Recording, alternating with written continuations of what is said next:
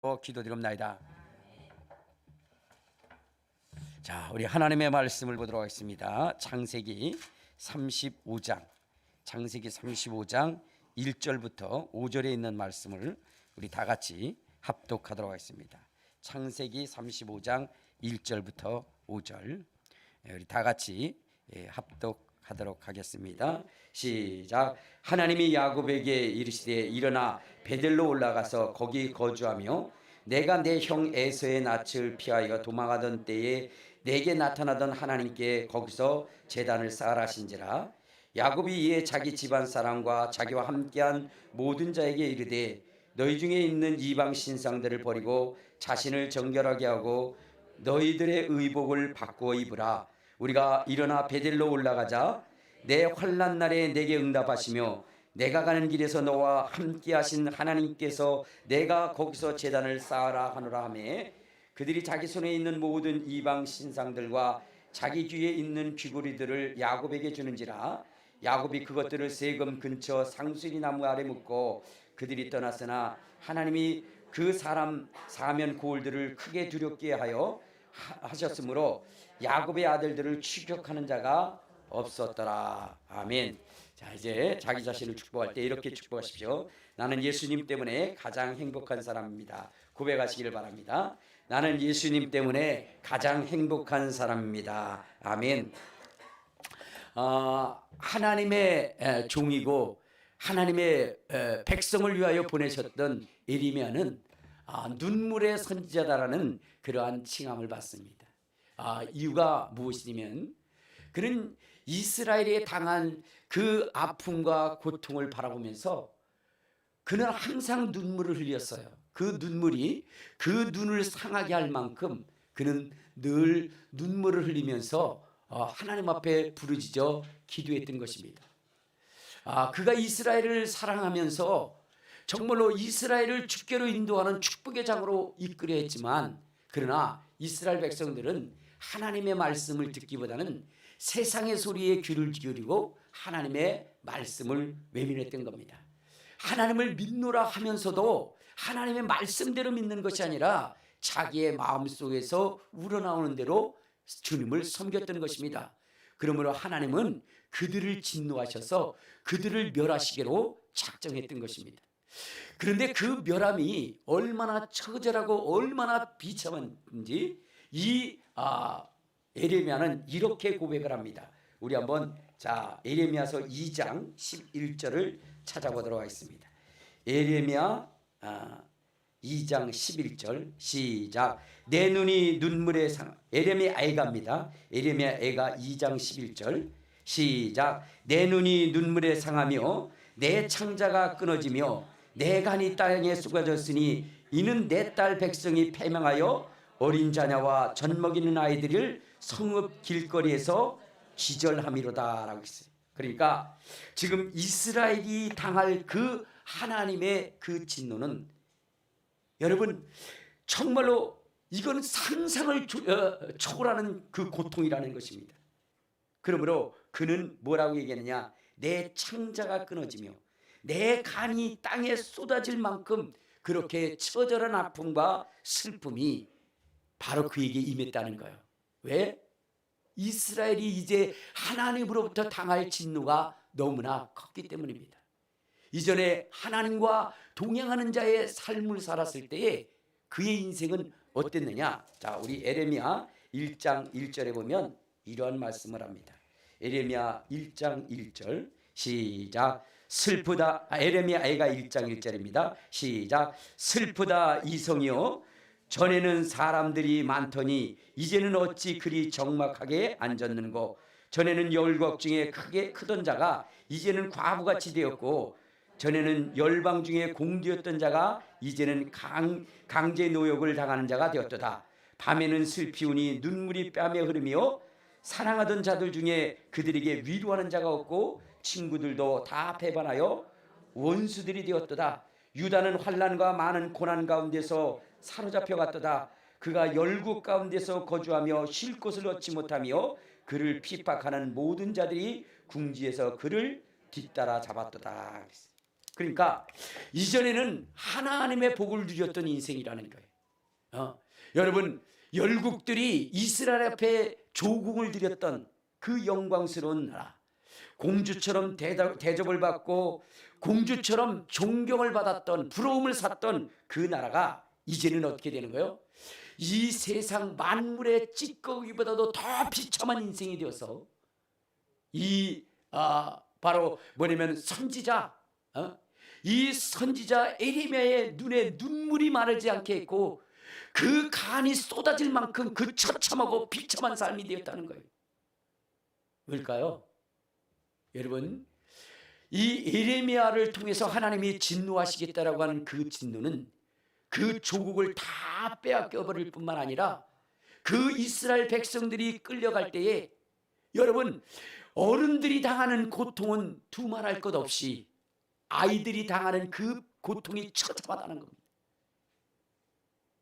돌에 매침을 당하고 부모의 품에서 창이 찔리고 목이 떨어져 나가고 머리가 깨트려져 나가는 이러한 처참하고 비참한 일뿐만 아니라 부모가 자기의 생명을 유지하기 위해서 자식을 잡아먹어야 하는 이 처참하고 비참한 일들이 바로 이제 이스라엘에게 이루어지게 된다는 거예요.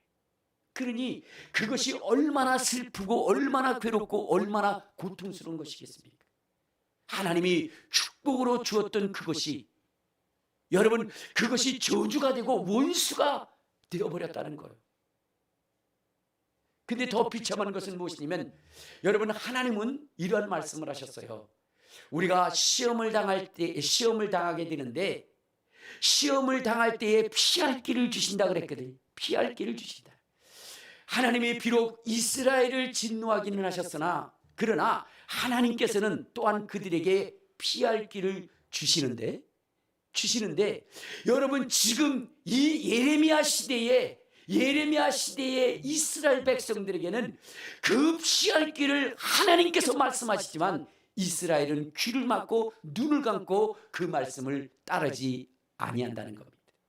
이는 하나님이 그들을 죽이기로 작정했기 때문에, 하나님이 그를 멸망시키기로 하나님이 작정했기 때문에 여러분, 하나님의 피할 길을 따르는 것이 아니라 그들을 영원한 멸망과 지옥으로 이끌 거짓 선지자들의 말씀을 그들이 따랐다는 거예요. 오늘 우리 한번 어디를 보시냐면요, 자, 사무엘상 2장에 보면, 자, 사무엘상 2장 거기에 보면 이제 사무엘의 아들들에 대해서 하나님이 그렇게 말씀을 하십니다. 하나님께서 그들의 그 죄를 꾸짖으십니다. 그때에 그 아버지인 엘리가 이 아들들에게 이야기합니다. 너희가 그렇게 하면 범죄한 것으로 인하여 멸망받을 것이니 돌이키라 라고 얘기하는데, 자, 2장 24절을 한번 봐요. 2장 24절 25절 시작. 내 아들들아, 그리하지 말라. 내게 들리는 소문이 좋지 아니하니라. 너희가 여호와의 백성으로 범죄하게 하는도다. 사람이 사람에게 범죄하면 하나님이 심판하시려니와 만일 사람이 여호와께 범죄하면 누가 그를 위하여 간구하겠느냐 하되 그들이 자기 아버지의 말을 듣지 아니하였으니 이는 여호와께서 그들을 죽이기로 뜻하셨습니다. 그러니까 여러분, 하나님은 용서하시는 분이시고 긍휼히 여기시고 불쌍히 여기시며 회개하면 돌이키셔서 그 진노를 거두시는 분이신데, 여러분, 하나님께서 죽이기로 작정하셨으면 여러분 어때요? 그 말씀을 듣지 못하게 하신다는 거예요. 오늘 이스라엘에게 무서운 하나님의 심판을 내기로 작정하셨는데 그 피할 길이 있음을 알고 에레미야가 이스라엘 백성을 향하여 눈물로 선포해 보지만, 그러나 이스라엘 백성들은 그 말씀을 듣지 아니하고 오히려 패망을 향하여 달려가는 그 말에 귀를 열고 그 말에 순종한다는 거예요. 즉 거짓 선지자들의 말을 전폭적으로 따르며 신뢰한다는 거예요. 이것을 보면서 앞으로 이스라엘이 당할 그 고난과 그 환난을 보면서 바로 이 에레미야는 가슴을 찢으며 통곡했던 것입니다. 여러분, 오늘 우리가 이 세상에 어마어마한 환난과 시련이 있을 때에 여러분들이 그 시련과 고통을 이기기 위해서 여러분들이 행해야 되는 것은 하나님을 향하여 자기의 귀를 열고 마음을 열고 하나님의 말씀을 철저히 듣고 순종하는 사람들이 되어야 된다는 것입니다. 신앙생활은요, 여러분들이 저주받지 않고 복받는 신앙생활은 다른 것이 아니라 여러분들이 하나님의 말씀을 가까이 해야 되는 것이고요, 하나님의 말씀이 여러분들 속에 꿀송이처럼 달아야 되는 거예요. 인간을 위로하고자 하는 그러한 세상적인 달콤한 감정적인 이야기가 아니라 하나님이 정한 그 말씀대로 이루시는 그 약속의 말씀을 여러분들이 철저히 믿고 신뢰해야 된다는 거예요. 자, 그래서 여러분들은 하나님의 말씀으로 무장하는 인생이 되어야 돼요. 철저하게 하나님의 말씀으로 무장해야 됩니다. 저도 이제 목회자로서 늘 마음에 염려하고 근심하고 걱정하는 것이 있어요. 마음에 염려하고 근심하고 걱정하는 것은 무엇이냐면, 과연 우리 큰비전 교회의 성도들이 한심령도 낙오됨이 없이 마지막 있을 이 무서운 그 환난의 때를 이기고 능히 이기고 하늘나라를 상속받을 수 있을까 하는 그러한 그 염려와 근심과 걱정에 쌓여 있습니다. 왜냐? 여러분, 마지막 시대에 이 환난이라고 하는 것은 여러분 피할 수 없는 것입니다. 믿는 자들이 반드시 당할 수밖에 없는 그러한 것입니다. 자, 그러한 곳에서 자기의 신앙을 지키지 아니하면 여러분 멸망을 당할 수밖에 없어요. 지옥의 형벌을 피할 수 없게 되는 것입니다. 그런데 여러분들 이 마지막 시대의 이 환난을 이기는 방법은 다른 것이 아니에요. 하나님의 말씀입니다. 하나님의 말씀을 여러분들의 가슴 속에 담았을 때에 여러분 그 환난의 때에 여러분들이 이길 수 있는 것입니다. 주의 제자들이 주님을 따랐어요. 주님을 따랐습니다. 그리고 주님의 기사와 이적과 능력을 보았어요. 자, 죽은 자도 살리고 문둥병자도 깨끗게 하는 것을 보았습니다. 그런데 어느 날 주님께서 그들에게 말씀을 하십니다. 이제 때가 이르면 나는 서기관들과 장로들에게 붙잡혀서 이제 심한 고난을 당하고 십자가에 못 박혀 죽을 것이라고 주님께서 이렇게 말씀하십니다. 그런데 제자들은 그것을 받아들일 수가 없는 거예요. 그래서 그 얘기를 들었던 베드로는 주님, 그리하지 마옵소서. 이 일이 결코 주께서 일어나지 않을 것입니다라고 베드로는 그렇게 얘기합니다. 베드로는요, 그것이 자기에게 유익이고 그것이 정말로 자기 원하는 바이기 때문에 그럴 수밖에 없었어요. 근데 우리 주님은 너도 그러냐? 나도 그러해. 이렇게 얘기하는 것이 아니라 그를 향해서 뭐라고 얘기합니까? 사탄아, 내 뒤를 물러가라. 사탄아, 내 뒤로 물러가라. 나는 죽어야 되고 그리고 십자가를 통해서 나는 살아나야 된다라고 말씀하십니다. 주의 제자들이 주님의 말씀을 이해할 수 없고 도저히 그 말씀을 감당할 수 없어요. 자, 그런데 주님께서 그러한 말씀을 하시는 이유는 무엇일까? 그때를 당할 때에 여러분 이것이 이미 하나님께서 예견된 말씀임을 알게 하기 위함입니다. 내가 주님을 따라갔는데 어느 날 주님이 자기의 생각과 뜻과는 전혀 다른 방향으로 갔을 때 어떻게 됩니까? 그 주님은 내가 믿는, 내가 따라야 할 믿음의 그 주인이 아니야 라고 바꿀 수 있을까 봐 주님은 주님이 걸어가시는 그 길을 말씀해 주신 겁니다. 왜냐? 때가 이르면 바로 사람들이 이 일을 통해서 주님을 믿게 하기 위함이라는 겁니다. 자, 우리 한번 성경을 보도록 하겠습니다. 어디를 보시냐면 요한복음 14장을 한번 봐요. 요한복음 14장. 주님이 십자가에 죽으시고 피 흘리시고 3일 동안 무덤 속에 있어야 되는 그 이유에 대해서 말씀하시면 이러한 이유 때문이라는 겁니다. 자, 우리 한번 29절. 자, 시작. 이제 일이 일어나기 전에 너희에게 말하는 것은 일이 일어날 때에 너희로 믿게 하려 하십니다.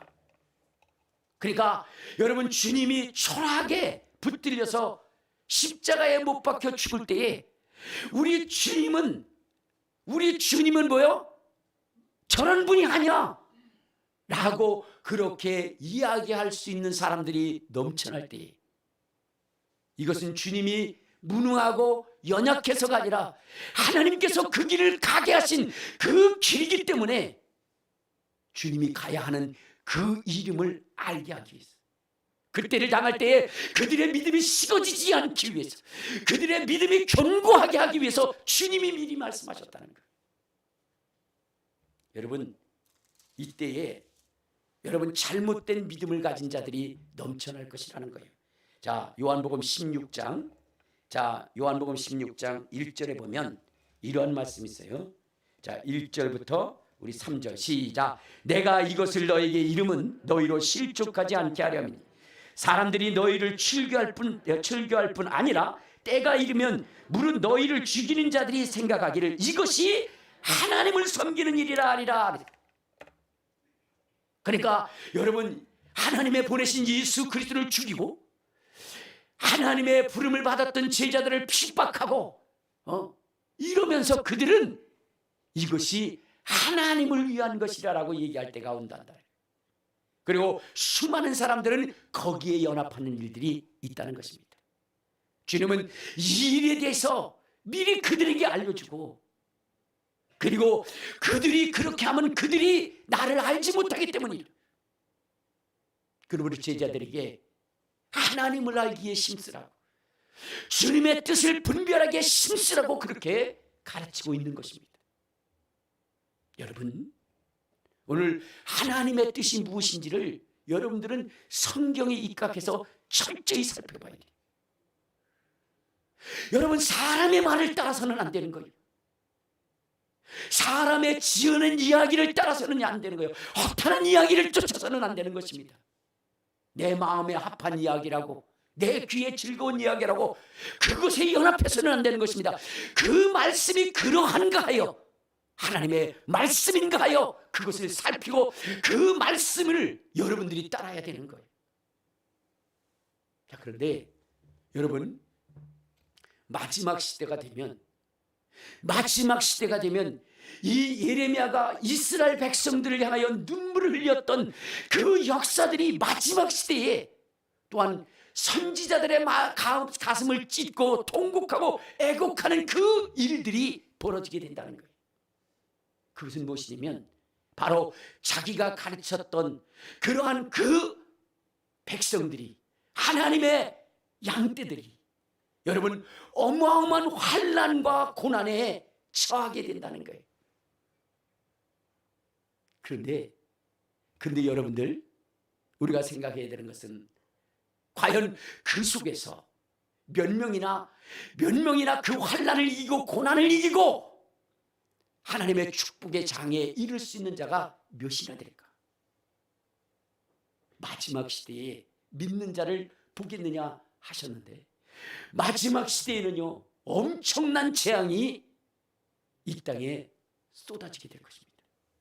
그래서 마지막 시대에 어떠한 환난이 오느냐, 여러분, 이 지구상에 있는 3분의 2라고 하는 숫자들이 전부 다 싸그리 갈려나가요. 전염병으로, 전쟁으로 인하여 모두가 다 죽어나갈 것입니다. 그러면 3분의 1은 안전할 것이냐? 그렇지 않다는 거예요. 이 3분의 1도 여러분 정말로 엄청난 그 시련에, 그 환난에 던져진다는 것입니다. 그런데 그 환난에서 이기는 자들만이 하나님의 복을 받을 수 있다는 거예요. 우리 한번 성경을 한번 봅시다. 마지막 시대에 일어날 이 엄청난 환난이 어디에 있느냐? 자, 우리 스가랴 13장. 자, 스가랴 13장 7절부터 한번 보면 이렇게 말씀하십니다. 자, 시작. 만군의 여호와가 말하노라. 칼아 깨어서 내 목자 내 짝된 자를 치라. 목자를 치면 양이 흐트러지려니와 작은 자들 위에는 내가 내 손을 들이우리라. 여호와가 말하노라. 이 온 땅에서 3분의 1은 멸망하고 3분의 1은 거기 남으리니 내가 그 3분의 1을 불 가운데 던져 은같이 연단하며 금같이 시험할 것이라. 그들이 내 이름을 부르니 내가 들을 것이며 나는 말하기를 이는 내 백성이라 할 것이요 그들은 말하기를 여호와는 내 하나님이라 하시리라. 그러니까 마지막 시대에 여러분 3분의 2가 멸망당한다는 거예요. 이 지구상에 존재하는 3분의 2가 다 멸망을 당한다는 거예요. 그런데 여러분 3분의 1은 그러면 온전할 것이냐, 안전할 것이냐, 그렇지 않다는 거예요. 주님께서 9절에 그랬죠. 내가 그 3분의 1을 불 가운데에 던져 은같이 연단하며 금같이 시험할 것이라. 그들이 내 이름을 부르니 내가 들을 것이며 나는 말하기를 이는 내 백성이라 할 것이요 그들은 말하기를 여호와는 내 하나님이라 할 것이라. 여러분 이 환난에서 욥처럼 그 시험을 이기는 자, 여러분 그 신앙이 정금같이 되어지는 자, 하나님은 그들을 부르시고 세우시고 높이시고 영원하게 하신다는 거예요. 그러니까 여러분 이 지구상에 있는 3분의 2의 숫자가 쓰러져 나가는 거예요. 언제? 마지막 시대. 마지막 시대. 자, 우리 한번 이 시대가 어느 시대냐라는 것을 보면 마태복음 24장. 자, 마태복음 24장. 우리 3절에 보면 이런 말씀이 있습니다. 마태복음 24장 3절 시작. 예수께서 감람산 위에 앉으셨을 때에 제자들이 종용이 와서 이르되 우리에게 이르소서 어느 때 이런 일이 있겠사오며 또 주의 임하심과 세상 끝에는 무슨 징조가 있사오리까. 그러니까 세상 끝에 대한 징조에 대하여 이야기하는데 미혹받지 않도록 해라. 많은 사람이 이 땅에 와서 자기가 그리스도로 할 것이다. 그리고 난리와 난리 소문이 일어날 것이다. 그리고 민족이 민족을 전쟁을 일으키는 이러한 일들이 일어날 것이다 라고 했어요. 이때가 마지막 때라는 거예요. 그러니까 뭐냐면 여러분 이 3분의 2가 죽어나가는데 3분의 2가 죽어나가는데 그 3분의 1이 무엇으로 죽느냐? 전염병으로 죽는 거예요. 자, 우리 한번 어디를 보시냐면 누가복음 21장을 한번 찾아봐요. 여러분 누가복음 21장. 자, 우리 10절부터 보면 이런 말씀이 있습니다. 자, 시작.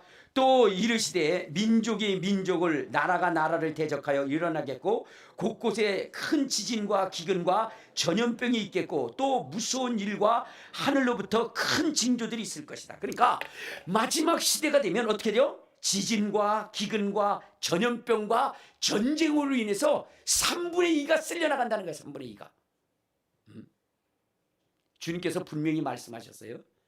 3분의 1이 무엇으로 쓸려나가고 3분의 2가 무엇으로 쓸려나가느냐. 자, 우리 한번 성경을 봅시다. 에스겔서 5장. 여러분 이거 성경 보는 것이 굉장히 중요합니다. 에스겔서 5장.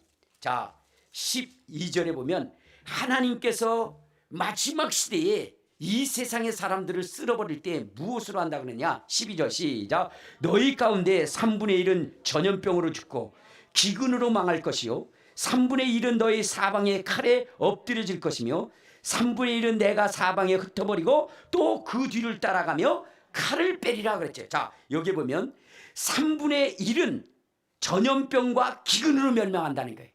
전염병과 기근으로 멸망하게 된다는 거죠. 그 다음에 3분의 1은 칼에, 이 전쟁을 얘기하는 거예요. 전쟁에 무너질 것이라는 거예요. 그리고 3분의 1은 흩어진다는 거예요. 자, 그런데 여러분 이것이 언제 일어나느냐? 우리 한번 요한계시록을 찾아보도록 하겠습니다. 자, 요한계시록 6장에 보면 이런 말씀이 있어요. 자, 요한계시록 6장 여기 5절부터 8절에 보면 5절부터 8절에 보면 검은 말과 청황색 말이 나옵니다. 이 검은 말이라고 하는 것은 무엇을 얘기하는 것이냐면 흉년을 얘기하는 거예요. 흉년, 기근. 청황색 말이라고 하는 것은 무엇을 얘기하는 거예요? 전염병을 얘기하는 것입니다. 그러니까 여러분 이 두 가지의 사건을 통해서 3분의 1이 갈려나간다는 거예요. 청황색 말로만 의해서도 4분의 1이 갈려나가는 거예요. 그리고 기근으로 인해서 갈려나가는데 이 둘이 합해지면 무엇이냐면 3분의 1의 숫자가 어떻게 되는 거예요? 갈려나간다는 거예요. 자, 그런 다음에 또 어디를 보시냐면 자, 요한계시록 9장을 한번 봐요. 요한계시록 9장. 자, 13절부터 우리 13절부터 우리 15절까지 보면 이렇게 얘기합니다. 자, 시작. 여섯째 천사가 나팔을 불며 내가 들으니 하나님 앞 금제단 네 뿔에서 한 음성이 나서 나팔 가진 여섯째 천사가 말하기를 큰 강 유브라데에 결박한 네 천사를 놓아주라 하며 네 천사가 놓였으니 그들은 근년 월시에 이르러 사람 3분의 1을 죽이기로 준비된 사람. 그러니까 여러분 전쟁을 통해서 3분의 1을 또 다 죽인다는 거예요. 이제 3분의 1이 남았어요. 이 3분의 1을 환난 속에 연단시켜서 그 환난과 고난 속에서 그 신앙을 지킨 자들에게 하나님이 어떻게 해요? 하늘나라를 유업으로 받을 수 있도록 하신다는 거예요. 그런데 여러분 이 환난은 우리의 힘과 능으로 이길 수 있는 부분이 아닙니다. 이 시련과 이 고통은 우리의 의지로 이길 수 있는 그러한 환난이 아니에요. 여러분 중세시대에 마녀사냥이라는 것이 있어요. 마녀사냥. 이 사냥 재판이라고 하는 것이 있는데 이 재판에 끌려오게 되면 그 마녀들은 어떻게 돼요? 화형을 당했어요. 그런데 그들이 마녀가 아니거든요. 그들은 마녀가 아니에요. 그런데 마녀로 끌려오게 됩니다. 그러면 그들이 뭐를 해야 되느냐? 자기가 마녀가 아닌 것을 입증해야 돼요. 그런데 입증하는 방법이 무엇이냐면 이 날카로운 쇠꼬챙이가 있습니다. 쇠꼬챙이가 있는데 이 쇠꼬챙이로 어떻게 해요? 사람의 신체를 쑤셔요. 그랬을 때 이 사람이 통증을 느끼면 어떻게 돼요? 마녀가 아니에요. 근데 통증을 느끼지 않으면 그는 뭐예요? 마녀인 거예요. 그래서 그 쇠꼬챙이로 여인들을 찌릅니다. 그럼 소리를 질러야 안 질러요? 질러요. 그러면 여러분들 그는 마녀예요? 마녀가 아니에요? 마녀가 아니에요. 그런데 여러분 여기서 끝나는 게 아니에요. 무엇이냐면 통증을 느끼지 못하는 곳이 나올 때까지 쑤시는 거예요. 그러니까 여기를 찔렀는데 통증을 느껴. 그럼 또 다른데. 그래가지고 이 육체를 뭐냐면 수없이 빵꾸를 내는 거예요. 결국 그는 뭐냐면 그 고통을 견딜 수 없어 가짜 자백을 하는 거예요. 내가 마녀라고. 그러면 이제 마녀로 판명이 되었으니 이는 어떻게 돼요? 화형을 시키는 겁니다. 또 하나의 재판은 무엇이냐면 이런 것입니다. 불판을 데워요. 불판을 뜨겁게 달굽니다. 쇠판을 아주 엄청나게 뜨겁게 그리고 사람을 거기다 집어넣습니다. 거기서 타면은 마녀가 아니고 거기서 살아나오면 마녀예요. 이것이 그때의 재판인 겁니다. 그러니까 잡혀오면 마녀가 아닐 수가 없어요. 그러면 왜 그때 당시에 영주나 종교 지도자들이나 이러한 사람들은 그렇게 마녀 사냥을 해서 그들을 죽였을까? 이유는 한 가지예요. 그가 마녀로 판명이 되면 그가 가졌던 모든 재산들을 몰수할 수 있고 그것을 누가 가질 수 있느냐? 재판장들이 가지고 그리고 그를 고소한 자들이 나눠 갖게 돼 있어요. 그러니까 그들은 여러분 이가 마녀가 아니고 그거 상관없어요. 그를 죽여서 그들의 재산을 빼앗는 것이 바로 그들의 목적이에요. 마지막 시대는 이거보다 더 엄청난 고문이 있고 환란이 있게 된다는 거예요. 이건 성경이 이야기하고 있는 거예요. 자, 그렇다면 여러분 이 속에서 과연 우리가 견딜 수 있겠느냐 하는 거예요. 우리의 신앙을 지킬 수 있느냐 이거죠. 마귀는 이 표를 받으면 너 매매도 할 수 있어 라고 이야기를 합니다. 그렇지 않으면 죽인다고 얘기해요. 여러분 그 죽임에, 그 핍박에, 그 고문에 여러분 견딜 수 있는 자가 과연 몇이나 있을까요? 마녀 재판에서 여러분 단 한 사람도 마녀가 아니라고 그렇게 죽은 사람이 없다는 거예요. 왜? 그 고문이 너무나 참혹하고 참담했기 때문입니다. 마지막 시대도 그럴 것이라는 거예요. 그래서 여러분들 어떻게 돼요? 준비하셔야 됩니다. 그런데 주님께서는 뭐라고 말씀하셨어요?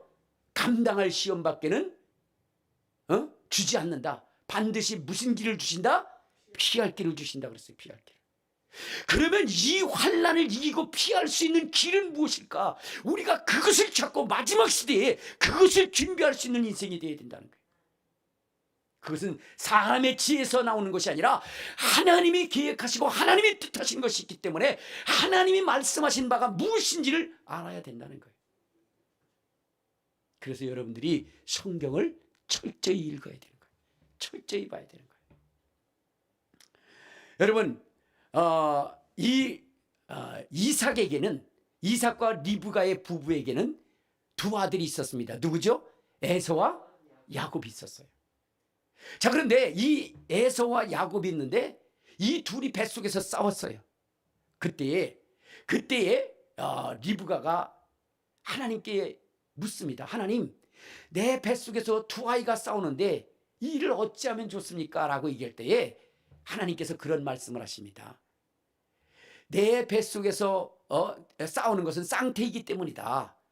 그런데 큰 자가 작은 자를 섬길 것이라. 큰 자가 작은 자를 섬길 것이다. 근데 첫째가 에서가 태어납니다. 둘째 야곱이 태어납니다. 자, 그런데 이제 평안하게 자라던 이 가정에 환란이 임하게 됩니다. 무엇으로? 하나님의 말씀으로 인하여. 왜냐하면 하나님은 분명 말씀하시기를 큰 자가 작은 자를 섬길 것이라고 했어요. 이제 이 하나님의 뜻이 이루어지기 위해서는 장자권을 누가 받아야 돼요? 야곱이 받아야 됩니다. 그래서 리브가는 이제 아버지 이삭의 눈이 어둡고 정말로 열조의 품으로 돌아갈 때에, 그가 축복하고자 할 때에 에서를 그에게 드리지 않고 누구를 드려요? 야곱을 드리게 됩니다. 이 일로 해서 그 가정에 엄청난 환란이 일어나게 돼요. 이제 그 형 에서는 아버지가 돌아가시게 되면 내가 반드시 자기의 장자권을 뺏은 야곱을 죽일 것이라고 해요. 야곱을 죽일 거예요. 그래서 어떻게 돼요? 이 야곱은 아버지의 집을 떠납니다. 아버지의 집을 떠나요. 그런데 이 아버지의 집을 떠날 때에 이 형이 추격할 수 없게 만든 장소가 있어요. 그것이 어디죠? 베델이라고 하는 것입니다. 베델. 자, 우리 한번 성경을 한번 찾아보도록 하겠습니다. 자, 창세기 28장을 한번 보시면 거기에 이렇게 말씀하십니다. 자, 창세기 28장 우리 어디를 보시냐면 10절을 한번 봐요. 시작. 야곱이 부엘세바를 떠나 하란으로 향하여 가더니 한 곳에 이르러 해가 진지라 거기서 유숙하려고 그곳에 한 돌을 가져다가 베개로 삼고 거기에서 누웠다라고 했어요. 근데 여기가 어디냐? 18절 시작. 야곱이 아침에 일찍 일어나 베개로 삼았던 돌을 가져다가 기둥으로 세우고 그 위에 기름을 붓고 그곳 이름을 베델이라 하였더라. 그러니까 여러분, 형의 그 추격을 막았던 장소가 어디예요? 베델이라고 하는 것이었어요. 베델. 그리고 그 베델은 형의 추격을 막을 뿐만 아니라 하나님께서 이 야곱을 축복하는 축복의 장소가 된 것입니다. 하나님은 이 베델에서 야곱을 이렇게 축복합니다. 자, 우리 13절을 봐요. 시작. 또 본즉 여호와께서 그 위에 서서 이르시되 나는 여호와니 너의 조상 아브라함의 하나님이요 이삭의 하나님이라. 내가 누워있는 땅을 내가 너와 내 자손에게 주리니 내 자손이 땅에 티끌같이 되어 내가 서쪽과 동쪽과 북쪽과 남쪽으로 퍼져나갈 것이며 땅의 모든 족속이 너와 내 자손으로 말미암아 복을 받으리라. 내가 너와 함께 있어 내가 어디로 가든지 너를 지키며 너를 이끌어 이 땅으로 돌아오게 할지라. 내가 내게 허락한 것을 다 이루기까지 너를 떠나지 아니하리라 하신지라. 그러니까 하나님께서 이 야곱을 보호하신 장소가 어디예요? 베델이라고 하는 것이 베델. 그리고 그를 축복한 장소가 어디예요? 베델이라고 하는 것이에요. 자, 이 베델을 야곱은 이렇게 이야기합니다. 17절 시작. 이에 두려워하여 이르되 두렵도다 이곳이요 이것은 다름 아닌 하나님의 집이요 하나님의 문이로다. 하나님의 집이고 하나님의 문이로다. 하늘의 문이 열려져 있는 것, 그 베델. 여러분, 그 베델을 통해서 이 야곱은 형의 그 추적을 피할 수 있게 된 것입니다. 자, 이제 이 야곱은 이 베델을 떠나서 어디를 가냐? 외삼촌의 집에 가요. 외삼촌의 집에 가서 열심히 일을 합니다. 그리고 그가 무엇이죠? 이제 재산을 얻게 됩니다. 여러분, 그 야곱이 얻은 재물은 외삼촌이 나눠준 게 아니에요. 그것은 하나님이 그를 구별하여 준 것입니다. 하나님이 주신 거예요. 왜냐? 여러분 보세요. 염소나 양이 새끼를 할 때 알록달록한 거 낳은 거 봤어요? 아닙니다. 검은 거 아니면 흰 거 나겠죠. 그런데 야곱은 하나님께서 그에게 분깃을 줄 때 아롱지고 다롱진 것으로 내 것을 주겠다라고 얘기했기 때문에 외삼촌 너 뭐냐면 있을 수 없는 일이고 이 야곱이 분깃을 정한 것은 바보자 같은 짓이라고 그렇게 여겼습니다. 그런데 하나님이 그의 믿음을 보시고 그에게 아롱지고 다롱진 그러한 그 염소와 양들을 보내주신 거예요. 이제 그 재물을 가지고 자기의 것으로 여겼는데 여러분 당당하게 외삼촌 집을 나올 수가 없었어요. 야밤도주할 수밖에 없었어요. 왜죠? 그 외삼촌이 10번이나 뭐죠? 그 분깃을 변개할 뿐만 아니라 그 외삼촌의 자식들이 이 야곱을 어때요? 이 야곱을 죽이고 그리고 그 재물을 뺏으려 했기 때문에 야곱은 밤에 도주하게 됩니다. 하나님이 그런데 이렇게 외삼촌의 집에서 부당한 일을 당하고 자기의 재물을 빼앗기고 죽일 위기에 당했을 때에 그때에 하나님께서 이 야곱에게 뭐라고 말씀하시느냐? 우리 한번 창세기 31장 13절을 한번 봐요. 창세기 31장 13절. 여러분 이 고난을 당할 때에 하나님께서 이렇게 말씀하십니다. 31장 13절 시작. 나는 베델의 하나님이라. 내가 거기서 기둥에 기름을 붓고 거기서 내게 선하였으니 지금 일어나 이곳을 떠나서 내 출생지로 돌아가라 하셨느니라. 그러니까 여러분 이 외삼촌의 이 추격을 피하고 그 자산을 지킬 수 있는 길이 어디냐? 베델이라고 하는 것이에요. 베델. 그래서 속히 베델로 떠나라는 거예요. 그가 이제 외삼촌 집을 떠나서 하나님의 약속의 땅인 베델로 갈 때에 그 외삼촌이 추격해 옵니다. 자, 우리 한번 자 보세요. 20절부터 시작. 야곱은 그 거취를 아람 사람 라반에게 말하지 아니하고 가만히 떠났더라. 그가 그의 모든 소유를 이끌고 강을 건너 기럇산을 향하여 도망한지 3일 만에 야곱이 도망한 것이라. 라반에게 들린지라. 라반이 그의 형제를 거느리고 7일 길을 쫓아가 기럇산에서 그에게 이르렀더니 밤에 하나님이 아람 사람 라반에게 현몽하여 이르시되 너는 삼가 야곱에게 선악간에 말하지 말라 하셨더라. 라반이 야곱을 뒤쫓아 이르렀으나 야곱이 그 산에 장막을 친지라. 라반이 그 형제와 더불어 기럇산에서 장막을 치고 라반이 야곱에게 이르되 내가 나를 속이고 내 딸들을 칼에 사로잡힌 자 같이 끌고 갔으니 이 일이 어찌 된 일이냐라고 얘기합니다. 그러니까 여러분 이제 그 야반 도주를 했던 그 야곱을 잡고 그의 재산을 빼앗기 위해서 갔던 그 라반이 여러분 베델로 향하여 달려가는 그 야곱의 그 모든 것들을 빼앗을 수 없었어요. 왜? 하나님이 야곱을 피할 수 있는 야곱의 그 환난을 피할 수 있는 곳이 바로 베델이라고 말씀하셨고 그 길을 향하여 달려가라고 얘기했기 때문에. 그러므로 이 외삼촌의 이 추적을 또 막아낼 수 있었던 거예요. 그것은 바로 베델이었던 겁니다. 베델. 자, 이제 그들은 여러분 보세요. 이 야곱이라고 하는 사람은 형의 낯을 피할 때도 외삼촌이 추격하는 것을 또한 이제 돌아가는 그 길에 형이 이들을 죽이려고 왔을 때도 여러분 그것을 피할 수 있었던 곳이 어디냐? 베델이었다는 거예요. 베델. 자, 그런데 이제 이 야곱이라고 하는 사람이 그 베델로 가지 않고 그 환란이 지나가고 나니까 어디로 가요? 세겜 땅에 머물게 돼요. 세겜 땅. 그래서 거기서 평안히 쉬려 합니다. 그런데 여기서 엄청난 사건이 벌어져요. 그 사건은 무엇이냐면 바로 이 세겜 땅 하몰의 아들이 바로 이 야곱의 딸, 그 시므온과 레위의 그 누이인 그 디나를 이제 강간하게 됩니다. 이로 인해서 레위와 시몬이 심히도 분함을 가지고 저들을 죽이겠다라고 그렇게 이야기를 합니다. 그래서 여러분 하나님의 말씀을 가지고 그들을 속여요. 하나님의 말씀을 가지고 그를 속입니다. 여러분 이건 해서는 안 되는 거예요. 오늘날 여러분 정말로 여러분들이 조심해야 되는 것이 사꾼의 목자인데 하나님의 종이라고 하면서 성도들을 속이는 그러한 목사들이 너무나 많이 있다는 거예요. 그래서 마지막 시대에 사꾼의 목자를 조심하라 하는 것처럼 오늘 이 시므온과 레위는 하나님의 약속인 이 할례를 통해서 여러분 이 하몰의 그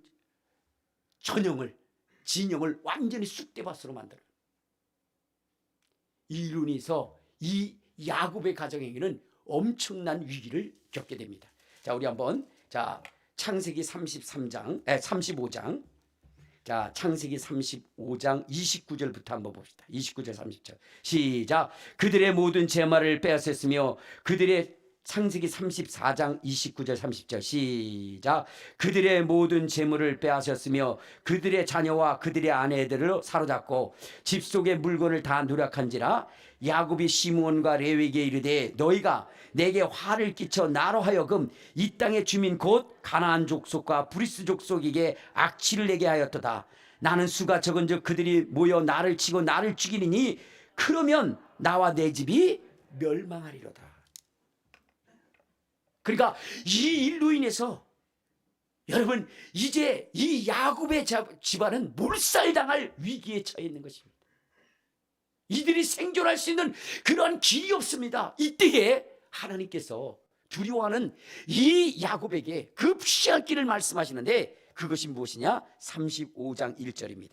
자, 시작. 하나님이 야곱에게 이르시되 일어나 베델로 올라가서 거기 거주하며 내가 내 형 에서의 낯을 피하여 도망하던 때에 내게 나타났던 하나님께 거기서 제단을 쌓으라 하신지라. 여러분 이제 죽을 위기에 처했고 멸망당할 위기에 처했을 때에 그 길을 피할 수 있는 길이 무엇이냐? 바로 베델에 올라가서 하나님 앞에 제단을 쌓는 것이라는 거예요. 베델에 올라가서 하나님 앞에 제단을 쌓는 것. 이것이 바로 그들이 지킴을 받고 그들이 축복을 받을 수 있는 길이라는 것입니다. 이들이 가서 하나님 앞에 하나님의 약속하고 명령한 그 장소에 가서 제단을 만들고 그리고 제사를 드렸을 때에 어떤 일이 벌어졌느냐? 5절을 한번 봐요. 창세기 35장 5절. 자, 시작. 그들이 떠났으나 하나님이 그 사면 고울들로 크게 두려워하였으므로 야곱의 아들들을 추격하는 자가 없었더라. 그러니까 하나님의 약속의 말씀을 믿고 순종한 그들을 하나님이 어떻게 하신 거예요? 지키셨다는 거예요. 그들을 추격하는 자들을 막아주셨다는 거예요. 그것뿐만 아니라 이들이 예배를 드리고 제사를 드렸을 때 하나님이 뭐라 그러냐? 11절 11절 시작. 하나님이 그들에게 이르시되 나는 전능한 하나님이라 생육하며 번성하라. 한 백성과 백성들의 총회가 내게서 나오고 왕들이 내 허리에서 나오리라. 내가 아브라함과 이삭에게 준 땅을 내게 주고 내가 내 후손에게도 그 땅을 주리라 하시고 하나님이 그와 말씀하신 곳에서 그를 떠나 올라가시더라. 야곱이 하나님이 자기와 말씀하시던 곳에 기둥 곧 돌기둥을 세우고 그 위에 전제물을 붓고 또 그 위에 기름을 붓고 하나님이 자기와 말씀하시던 곳에 이름을 베델이라 불렀더라. 그러니까 여러분 이 야곱을 추격하고 야곱을 무너뜨릴 때마다 여러분 하나님의 보호하심을 받은 장소가 어디냐? 베델이라는 곳이에요. 베델. 그런데 여러분 형에게 쫓겼을 때의 베델, 외삼촌으로부터 쫓겨나왔을 때 그가 베델을 향하여 가고 있었어요. 근데 끊임없이 그들 속에 이렇게 환란이 오는 이유는 무엇일까? 언제 이 환란이 멈춰지는 것일까? 여러분 그것은 바로 창세기 35장에 이 베델에 올라가서 하나님 앞에 제사드렸을 때라는 거예요. 그때 그들은 어떠한 제사를 드렸느냐? 우리 35장 2절에 보면 이런 말씀을 합니다. 35장 2절 시작. 야곱이 이에 자기 집안 사람과 자기와 함께한 모든 자에게 이르되 너희 중에 있는 이방 신상들을 버리고 자신을 정결하게 하고 너희의 의복을 바꿔 입으라. 자, 여기 보면 이런 말씀을 합니다. 이 야곱이라고 하는 사람 그동안 하나님 앞에 제사를 지내고 하나님 앞에 했지만 그러나 그것이 온전한 제사가 아니고 하나님이 기뻐하실 제사가 아니었다는 거예요. 그러므로 이제는 여러분 저들의 추적을 완전히 따돌리고 하나님의 축복을 받기 위해서 그들이 하나님 앞에 제사하는 모습이 어떤 모습이었냐? 야곱이 자기 집안 사람들과 함께한 자들에게 이렇게 얘기합니다. 이방 신상을 버리라. 그리고 자기 자신을 성결하게 하라. 그리고 의복을 바꾸어 입으라라고. 그동안은 하나님 앞에 제사한다고 했지만은 그러나 이방 신상을 그들이 버리지 않았어요. 그들에게는 여전히 뭐냐면 이방 신들이 있었습니다. 한번 보십시오. 자, 거기에 보면 자 4절을 한번 봐요. 4절 시작. 그들이 자기 손에 있는 모든 이방 신상들과 자기 귀에 있는 귀고리들을 야곱에게 주는지라 야곱이 그것들을 세금 근처 상수리 나무에. 그러니까 여러분 그들이 하나님을 믿고 베델로 향하여 간다고 하지만은 그러나 그들이 여전히 이방 신상을 가지고 있었다는 거예요. 오늘날로 보면 무슨 얘기예요?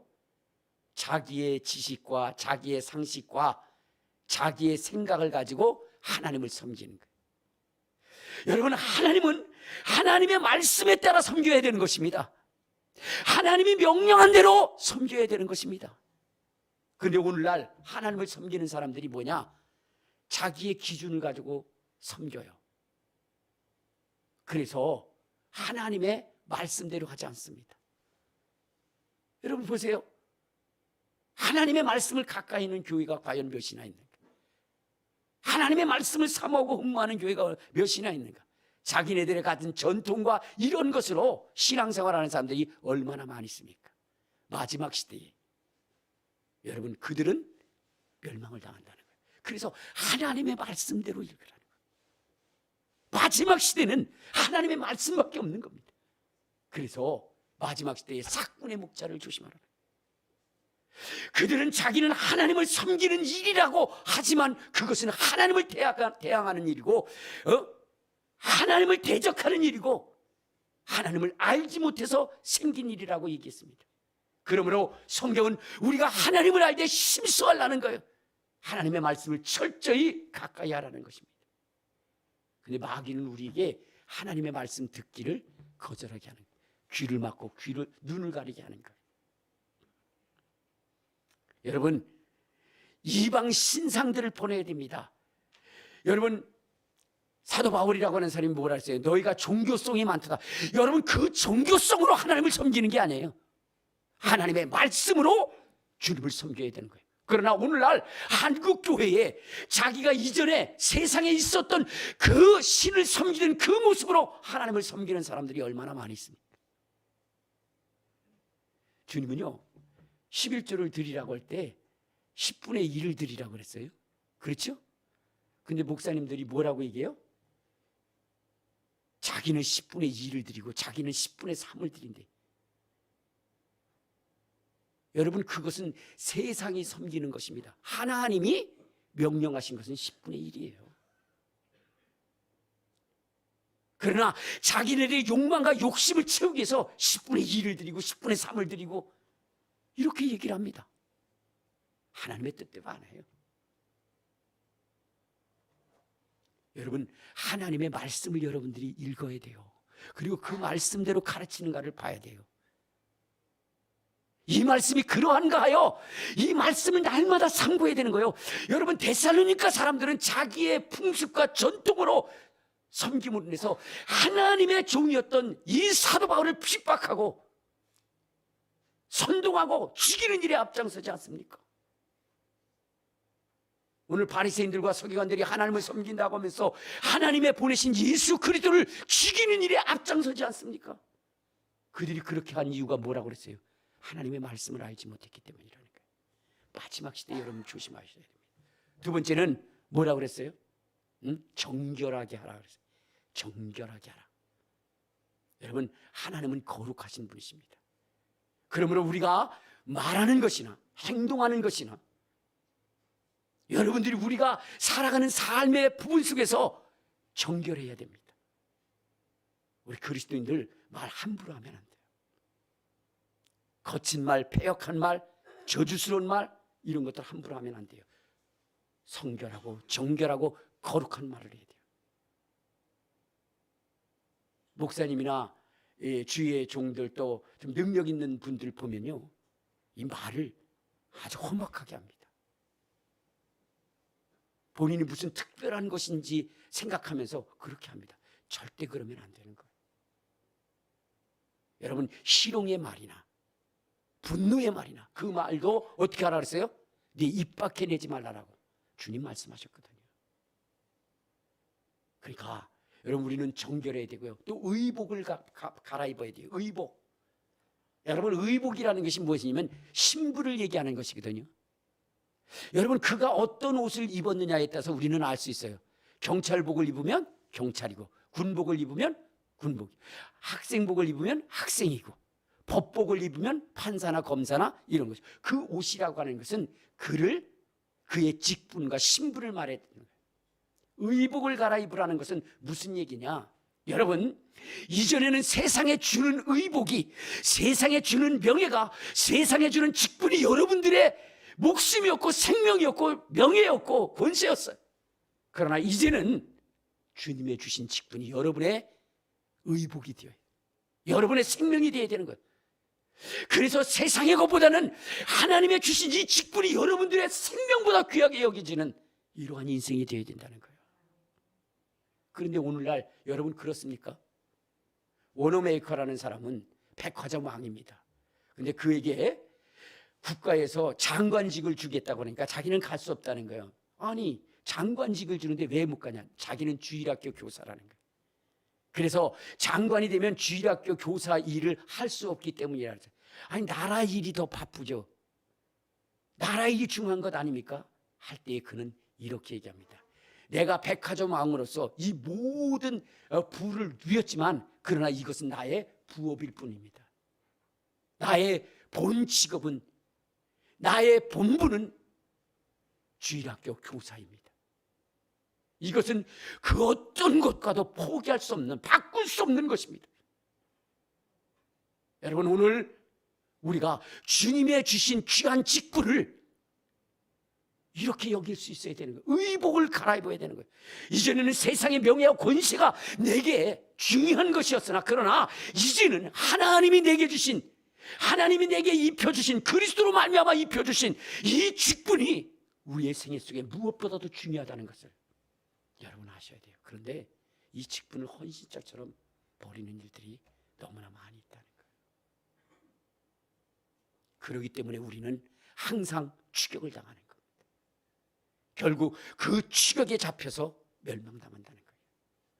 오늘 여러분, 올 한 해 하나님이 주신 이 한 해는 정말로 마귀와 사탄이 우리를 죽이려는 자들이 추격할 수 없는 베델, 그리고 완전한 승리를 이루고 하나님의 복을 받을 수 있는 거룩한 옷, 정결한 마음, 그리고 오직 하나님을 섬기며 예배하는 그 심령으로 올 한 해 여러분들을 추격하는 자들을 따돌릴 뿐만 아니라 야곱이 받았던 그 하나님의 축복을 여러분들이 받으시기를 주님의 이름으로 축원합니다.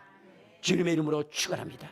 이제 주여 한 번 부르고 통성으로 기도할 때, 주님, 베델에 올라가기를 원합니다. 마지막 시대에 베델에 올라가기를 원합니다.